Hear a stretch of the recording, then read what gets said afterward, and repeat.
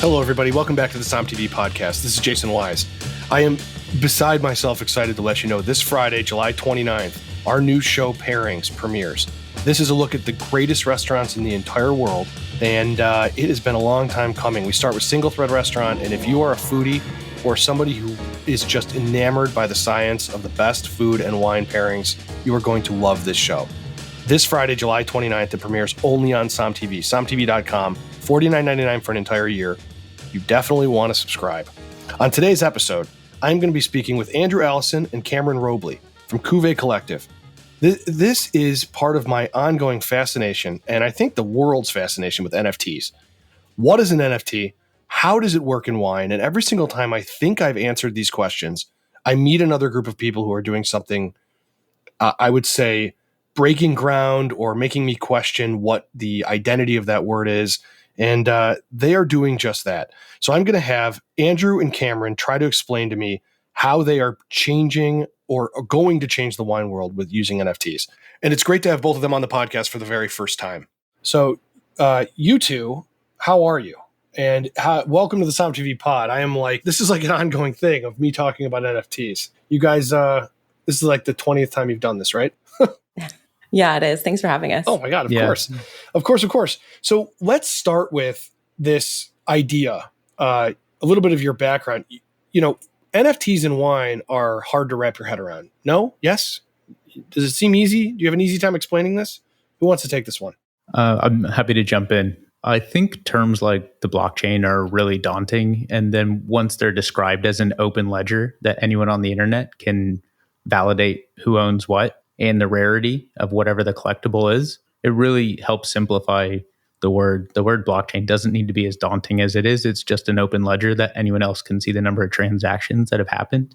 And as far as, NFTs in general, I think it's just a way to mark or have a token or prove the collectability of an asset on the blockchain. So it's just the vehicle that sits on the blockchain. So it's about fidelity, meaning this is the one thing when it comes to the NFT that I do understand, meaning that if you can say this is one of one or one of 50 or 1/10 of one thing, and you can tangibly understand it. So that is the definition of this, where you guys are coming from, because we're going to go weird places in this conversation. I just want to establish this right up front. Yeah, totally. And I think, the common criticism is NFTs are just JPEGs and anyone can have them. I think that's just a common misnomer. And it's also the ability to prove that you own a limited edition of whatever the collection is, regardless the category. And in our case, we're working on wine NFT collections. All right. So, okay, I'm going to try to stay focused because I have so many questions for you guys. So wine NFT collection. Now, I've spoken to a number of people in the very high-end luxury. Some of the brands you guys are working with are astounding. They're like incredible wineries, incredible wines. So clearly this is, I would say, the right path in the minds of some great wineries. But brands I've spoken with have really only thought about this in a how do we not have it counterfeited? Screaming Eagle and the Rothschilds and DRC and all of these brands that they enter a very luxury space. It's kind of like they don't want to be counterfeited, and it's like counterfeit handbags. And how do you put a microchip in? How do you do this? How is what you are doing different in the NFT space? Because what you are doing is an incredibly different thing than just, I don't mean to put words in your mouth, but just there's 11 bottles. You have one of them. It gets drank. That NFT goes away. So what are you doing in the NFT space? Yeah. So what we're trying to do is pair experiences, wine allocations, events with NFTs. So yes, we have the digital token of ownership of the experience, the event, or the wine allocation. But what we're trying to do is to provide real utility with the benefits that NFTs offer. So taking it beyond a digital asset and building an experience into that and bringing people into the wine drinking and wine experiential community. And maybe just to layer on that, once you have something as a digital asset, the ease of transaction is much lower. And so many wine brands sell winemaker dinners, but you don't see them for sale on an e-com site. And so things like a winemaker dinner, we will package up and we'll work with a brand and drop 12 NFTs that represent 12 winemaker dinners available over a certain period of time. And so anyone who buys that can library it. And then when they come to Napa or Sonoma or one of the wine regions that we work in, it's the opportunity to redeem your winemaker dinner. And if you ever never come and visit that winery, you could resell it because it's on chain and you could prove it's one of 12 winemaker dinners.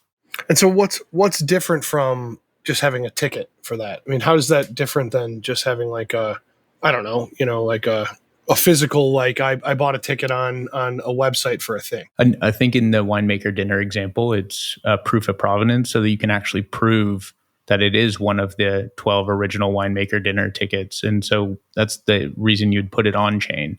And it doesn't have to be very complicated. It's just you can actually prove it's a real ticket and it really is what it is. And it's easy to transact. Why do you guys think the NFT, I want to get into like how the hell and why you got into this and wine. And I know that you're both based up in Napa, which means it's sort of just, sitting on your shoulders at all times. But before we do that, why do you think the NFT space is so confusing? I really do find when I have casual conversations, I'm just having a cocktail, like hanging out with somebody, which never happens because I have children. But if that conversation comes up, people seem to be very, I don't know if it's intimidated or confused or whatever, but why is the NFT space, how come it seems to be so hard to explain this in a way that everybody goes, I get it, the light switch? I mean, that's the perfect question to ask, and that's exactly what we're trying to answer. I think what comes up is like the unfamiliarity, and you have a whole category of people that have NFTs classified as something that just exists in the metaverse, whatever that means to certain consumers, and then you have NFTs of NBA moments, and then you have NFTs that have utility. Like there's lots of different categories that NFTs exist in. And I think what we're trying to do is solve that question for like how it applies to the wine space. So it's like there's almost too many definitions out there to narrow down. Yeah. And if you took the NFT cycles and generations, the first generation of NFTs, which was led by Bored Apes and CryptoPunks, they are known as profile picture projects or PFPs. And those became very popular due to rarity, and very few people can own them just due to the nature of the total limited number of those in circulation. But Gen 1 NFTs or PFPs are coming towards an end or trending towards an end, and now Gen 2 is starting. And Gen 2, from a trend standpoint, is utility-backed NFTs. So how many more profile pictures could possibly exist of other NFTs? And the answer is like a finite number. It's diminishing. So Gen 2 NFTs are the utility-backed generation. That's where we're leaning in from our project standpoint. So our NFTs have tangible utility that goes with them, not just a membership, not just community benefits. Our NFTs represent community benefits in our community, which is what Gen 1 had. And they also represent utility with real wine brands that have, experiences, events, or allocations that go with them. So it's the next version of the NFT lifecycle. And so if somebody does an event where you've purchased an NFT and you're, whatever goes along with that, does it burn away and go away after the event's over? What our lifetime utility will maintain is that if you've held a prior NFT from a prior brand, so if you hold this year's vintage, when next year's vintage drops, you will be on the pre-sale list, meaning that the people that have bought them in previous years will be able to buy them in future years before they go out for public sale. So what, aside from events and aside from these like wine dinners and all this stuff, let's go through the applications for NFTs and wine, because I think that wine is, and if you listen to the podcast, I've argued with an ad nauseum amount of people about, is wine meant to be consumed? Is wine a piece of art? Is wine collectible? And honestly, like, I find myself being very old man opinionated, but also disagreeing with my own opinions. I mean, they come out of my own mouth. So what are the applications for NFTs? I mean, like, I really want to put this into a vanilla and chocolate, black and white. Like, here are the things that you can use them. I understand. My mom's listening and she's confused right now. So I want to make sure that she knows what the hell we're talking about here. Yeah, I think I can give you like a couple examples of like brands that we're working with and the types of benefits they're going to offer. And hopefully that helps paint a better picture for you. So, one of the brands that we're working with, the utility of their NFT is an experience up on Howell Mountain that they don't typically offer to their regular customers. Guests will be able to go up in groups of 4 to 6, enjoy a tasting, like a vertical tasting, so multiple vintages in one particular block of the vineyard. That's a single designate bottling. Those NFT holders will also leave that tasting with next year's vintage from that vineyard. So it'll be the subsequent step in the vertical. What's unique about the offering is that A, it's not something that goes out to the regular public, and B, it's like a very experiential element of the brand. And the hope is that by using the NFT, it's bringing that brand to a new audience that they currently haven't captured in the market. Oh, interesting. So how popular, do you mean a younger audience or just a different audience? And I think just naturally by the nature of NFTs, you're going to see many more Gen Z and millennial consumers comfortable transacting with NFTs. And so it'll naturally probably skew that way, which the wine industry, many wine clubs are aging out. And so by bringing tokens forward into this age group, it will hopefully convert some people into some of the wine clubs that we have partnered with. But I don't think we're forcing that per se. No, what you were saying is so interesting right now, by the way. You're saying wine clubs are aging out. This is something I want to get into, because the idea of like how you become attached to a wine club, why you stay sticky, what your age is, how you find it. I think this is incredibly fascinating. So using an NFT, obviously there's a function for an NFT besides this, but using it as people are comfortable at a certain age group or a certain demographic or whatever. What do you mean they're aging out of wine clubs? Because everybody listening to this has either tried to join a wine club or has done many of them, and I'm sure they have experience with what worked and what didn't work. So what do you mean? Yeah, and it's hard to broad stroke everywhere, but it seems like the general sentiment from a lot of the wine brands that we work with or talk to is that the folks that do join their wine clubs are of the boomer generation or older. And the boomer generation. I love the boomer generation. I'm afraid I'm in the boomer generation when people your age talk. Okay, keep going. I'm sorry. Also, it's just another way to, it's almost back to NFTs. NFTs are an ability to have a direct relationship, improve collectability with the brands themselves, and introduce to a club should they want to join. So we see the NFT collections that we will be dropping starting in August as a way to introduce younger consumers to wine clubs without touting the wine club too heavy. And so that's, and I think that's how we're thinking about it. But from wine clubs aging out, I really think that Rob McMillan from SVB said it best, is there's no shortage of graphs that can represent how poorly the wine industry has done at marketing to a younger generation. And I'm sure I paraphrased his quote poorly, but it's something to that extent. It was in last year's wine report that he comes out with annually. When we made Som, I think the thing that pissed people off in the short term the most, because there's plenty in the long term that pissed people off, but in the short term was that younger people got into wine. And there was definitely this element of like old people shaking their fist at the clouds going, people aren't allowed to wear hats backwards and drink wine. And I was like, yeah, they can. But I think that any time a new generation gets into something that has traditionally been held by an older generation, there's going to be some like, I don't get it attitude, which is, some of it's natural, a little bit of growing pains. Some of it is total bullshit, frankly. But I wonder about the NFT thing, because my daughter, who is 9, will never ask these questions I'm asking right now. I'm asking questions that are so vanilla about like, what is it? How do you do it? What does it mean? I can tell you right now, the generation growing up right now, this will just be part of how you prove you did something, bought something, were part of something.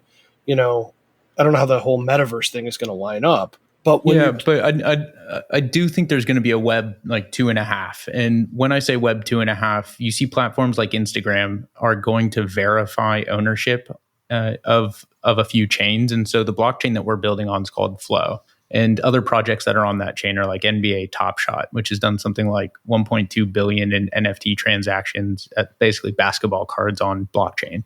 And when Instagram a couple months ago verified that they were going to prove if you own Flow NFTs or not, it's going to be social signaling. So people have never shown off a wine collection on Instagram in a way that was super meaningful. And you could take a picture of all the bottles that you own, but the way labels work and the way bottles stack together, it just looks like a bunch of bottles on a wall or a bunch of bottles in a cellar or whatever it is. This will be the first time that people could digitally peruse the NFTs that you own and verify that you own them, because your Dapper wallet is connected to your Instagram account and people can actually see like, oh, you have that ultra rare experience in Napa with that winemaker that nobody ever gets to go to an experience with. You're going to be able to socially signal for the first time the actual brands that you're into, the actual experiences that you have had, will have, or you could still claim whenever you're ready. And so NFTs will prove easy to transact for some people, will prove easy to collect for many people. And then in some cases, it'll just be a way that people store and library things that they want to use at some special day. And many people buy wine when a child's born, and then they hope to drink it when that child turns 21. And so in this case, as someone who's done that, I will say it's really hard not to drink those bottles, because my 9-year-old does not have much left, and we tried hard.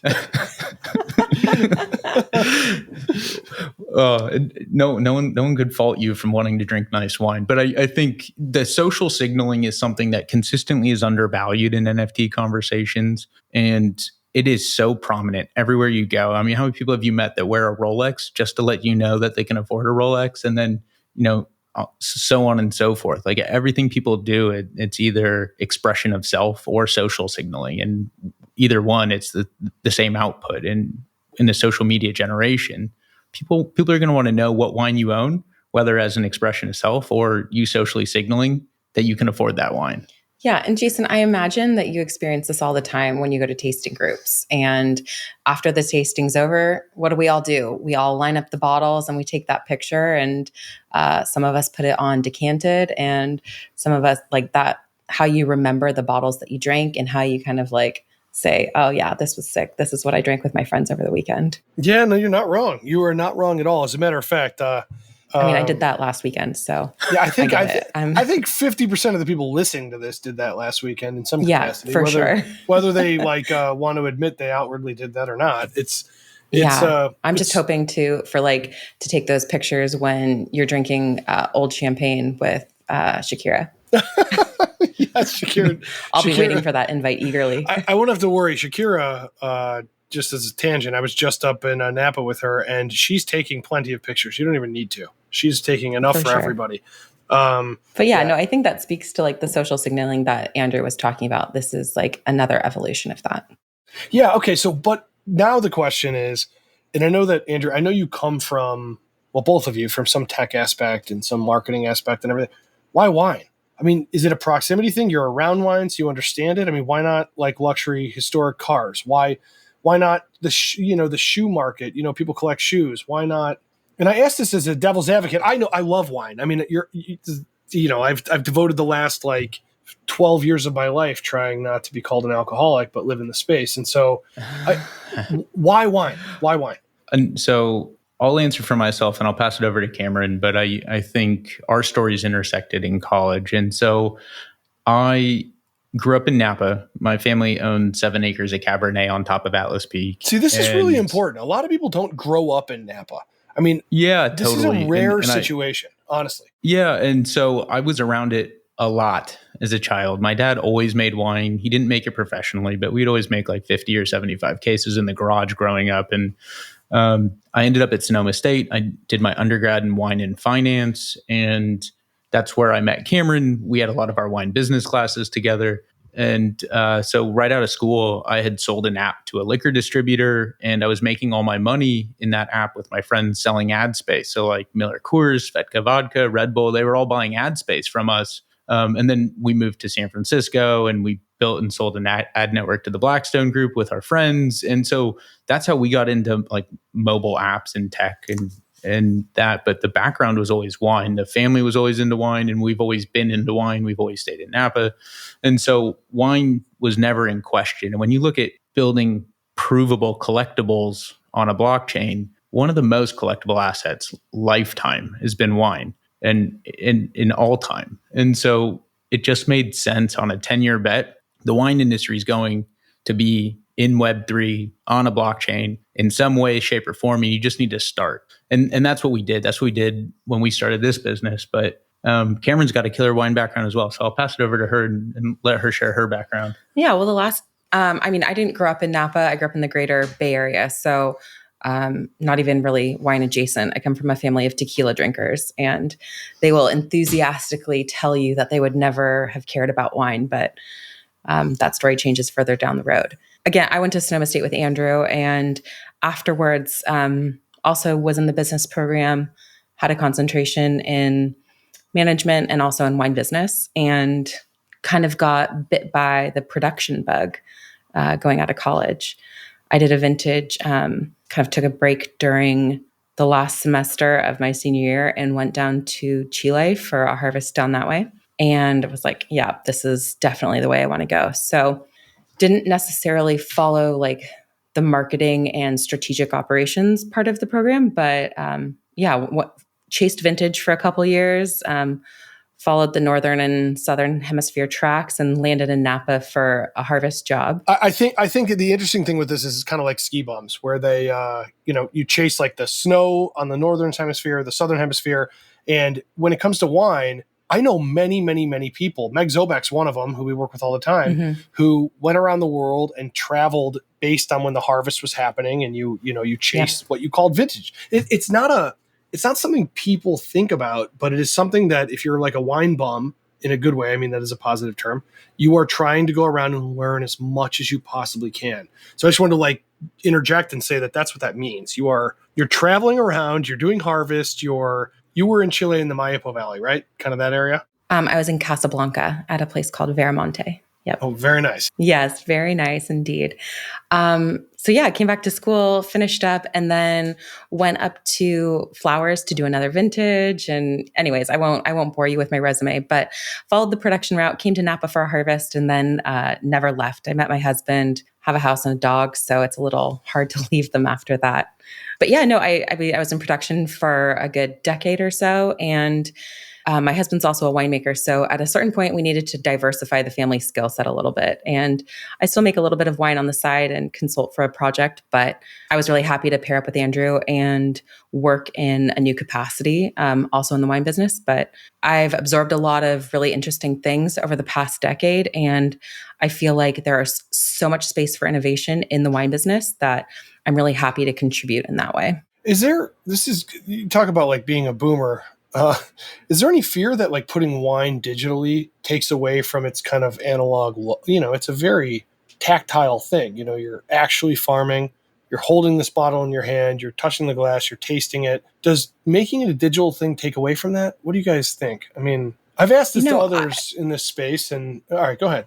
Yeah, no, honestly, I think the idea is that through using an NFT, we are opening the doors to the wine drinking community to people who maybe previously haven't seen a way in. The end result is that more people are engaged in wine and in the wine community and are drinking wine. But by marketing to them in the digital sense, we're connecting to new consumers in a way that they already know and understand. And perhaps they're finding a new avenue into the wine business. Totally. We're growing the pie of consumers that'll find wine instead of the way you had framed the questions, almost a trap, because the pie is just getting bigger by bringing more consumers into the space. And I couldn't stress that enough. As somebody who's been to a gazillion wine tastings at wineries, being very fortunate to grow up where we did, I think the industry is so tired of wine educators just, like preaching at you when you go to a wine tasting about like why you need to care about the wine. And it's just like a total snore fest. If you're running a tasting room, you need to change your experience. It needs to be more engaging. And I would really push the industry to think about a way to engage a consumer that is just more entertainment. It not just education, it needs to be entertainment. It needs to be an experience, and it needs to stand out. And the best way to do that for these next generations is to put stuff on chain and reach them where they're at so they can understand how special your brand is before they've even come and experienced your brand. So. Exactly. The only thing I'll add to that I think is like really important is that the end result for us as a business is that more people are drinking wine, that a younger generation is coming in and enjoying wine the same way generations before us and ourselves have. We want to see the brands that we've partnered with be successful for the next 50 years. And so success to us looks like people coming in, supporting their brands, and turning into long-time valuable customers. Yeah, you couldn't be more right. I mean, look what's happened with just the wine industry is not diverse. It just isn't. It's starting, it's beginning. It's like a grain of salt of where we need to go. But I will say, look how much more interesting it's gotten just from the little tiny bit of trying to make it a little bit more diverse. I mean, it's the word. And if you think about it the way you're describing, which I totally agree, I didn't mean to trap you in that question. I more have meant it's an open question in that the more people that are into wine, the better it's going to be. I could not agree more. There is plenty of wine to go around. There are plenty of new regions. There are plenty of everything changes all the time. And by the time you study, your flashcards or you watch your videos or whatever you do, it's changed. I mean, it's always changing. And so if you could bring in a younger group of people to not drink SoCo and lime shots and to actually sit down and think about what they're drinking, it would be amazing. It really would be. It changes the dynamic because young people have an energy that makes things innovate. You can't grow vines faster, but I can tell you right now, you can think of the way you look at stuff faster. And that's important. Really, really important. If you could work with any winery in the world, because I know right now you're Sonoma and you're Napa based, any number of wineries, who would you want to work with in the way that you're doing what you're doing in Sonoma and Napa? Do you guys have any, these are my favorite wines from a culture standpoint and from a what they make standpoint? I think from an end consumer standpoint, the collections that for anyone who's unfamiliar with our project, the way that our project works is that we drop a wine NFT collection every week starting in August. And so this year we'll drop 12 consecutive collections and then we'll pause for the holidays. But the point is that each collection has a story arc. It fits a region. It tells a story. There's many brands that are all right next to each other. And so each month we'll drop a similar collection that nests nicely together. And so when we think about what brands we want to work with, it has to make sense for our consumers and the NFT holders in our collection. And so in Web3, community benefits and community is the key IP in this space. And so our community is going to drive us to the wine regions, the brands, and the collections that we should go build. It's not going to necessarily be top down from us telling the community what they need to care about. The community is going to help us bottoms up surface which brands we want to bring to the collection and what regions we want to go to. We're not going to go too far without community input. And I think that's one of the biggest changes. It's the empowerment of the Web3 generation is that digital asset ownership allows the consumer to have a vote, have a say. And I think community first has never been done before until Web3 because the ownership has never been proven as owned by the consumer, if that makes sense. So, but it's all user driven. I mean, don't you guys, come on, there's got to be some element of I'm a little snobby and this is the wine I like. I mean, isn't there something where you're like, I really like the wines of the Southern Rhone and I want to work with Chateau Reyes? I mean, don't you guys have something like that? If you're gonna corner me into that, I'm cornering you. This is a trap. This is a trap. All-time number one, would drink those wines and its neighbors all day, every day, if I could afford it. How many times have you had DRC? How many times have you had DRC? Only two. Only 2 times. What was it? I'm just curious. I'm having a hard time. I'd have to scroll back through my Decanted app and See, here you go. This is an argument for you here. This is an argument for you. Yeah. No, it's okay. But it's I think for DRC though, you remember absolutely that you've had it, that it was amazing. Of course. But there's a culture around it too. It's not just I tasted it. I remember these notes being amazing. It's you have that whole thing around it. So what about you? Anything on your end? Or the reason I ask is because I think people are interested in what others find tasteful, and I know user driven stuff is great and everybody should have their own opinion, but what is it that you like to drink? and want to work with? Well, I think that's part of the, like when you get to say you love what you do for work, I love getting in there and working with our brand partners because it gives us an opportunity to go experience and curate NFT collections. And we're solving for ourselves as consumers. When we bring on a new brand partner, we're building NFT collections that have experiences or events or wine allocation that we love. And so the community can point us in the right direction, to your point, but we still want to go out there and make sure that we're finding things that we love. And so there's still some aspect to curation in our business, especially because we're producing these NFT collections for these different brands. So yeah, you're totally right in that sense. Is there's still like a desirability from a personal level standpoint. And so yeah, I mean, I grew up on huge Napa Valley cabs, and so as like a personal hobby, do I look to go for more, bigger, better Napa Valley cabs when I go actually have a day off? Yeah, for sure. But those days off don't come around very often. Yeah. And if we could see this project like a couple years down the road, if it brings us overseas, like Central Otago Pinot, that's where it's at. Look at you going right to New Zealand. I love this. It's great. Well, in all fairness, that's where my family lives. So I'm fairly biased, but Yeah, I would. There's some tremendous wines over there for sure. Really tremendous stuff.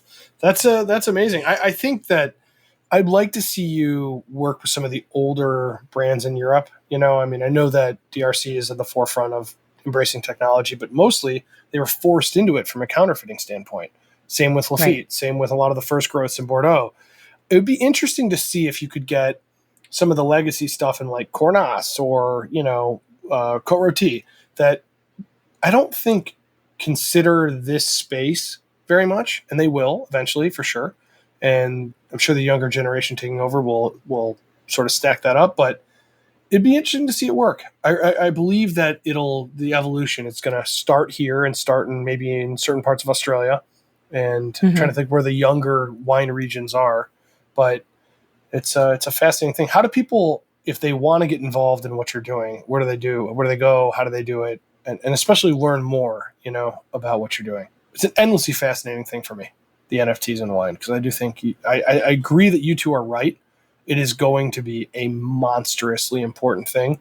And people, look at like blockchain and things and the way things are worth what they are, and it goes up and down and whatever. But I can tell you it's not going anywhere, and it's only going to become more important. I just see it happening from my vantage point every minute.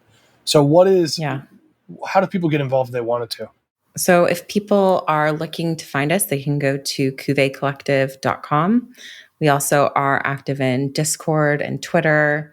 What else am I forgetting? Instagram. Play video games on Twitch? No? Yeah, not yet, but soon, surely. Not live streaming on Twitch. Yeah. But right. cuvecollective.com. And we have a ton of educational content for those that feel NFTs are still new. Our team's super available for phone calls or Discord conversations. We hold weekly AMAs.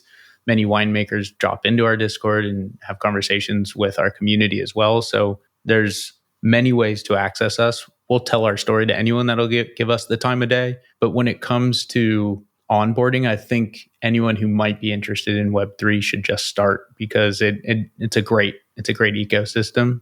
Interesting. I look forward to seeing where this goes. I really do, because this is not going to be the last time we have this conversation, because you guys launch July 27th. We have our collector NFT, and then we will begin individual wine collections mid-August. That's right. Okay.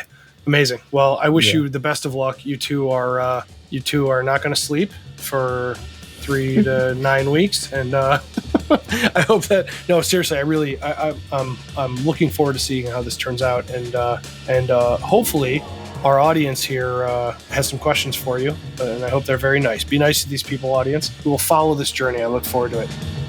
I want to thank Andrew and Cameron for joining us on the podcast from Cuvée Collective. And also, please, I want to remind you guys that July 29th, our brand new show, Pairings, is premiering with Single Thread Restaurant, a 3-star Michelin restaurant located up in Healdsburg, California. That is just one of my favorite places I've ever eaten in my life. You guys are going to love this. Go to SomTV.com if you're not already a subscriber. $49.99 for an entire year. We can't wait to watch with you. Let us know what you think of the episode. I am standing by all social media accounts Friday through the weekend. I want to know. This episode was produced by Nadine Netman and mixed by John Adams. And we cannot thank you enough for joining us. Everybody be safe.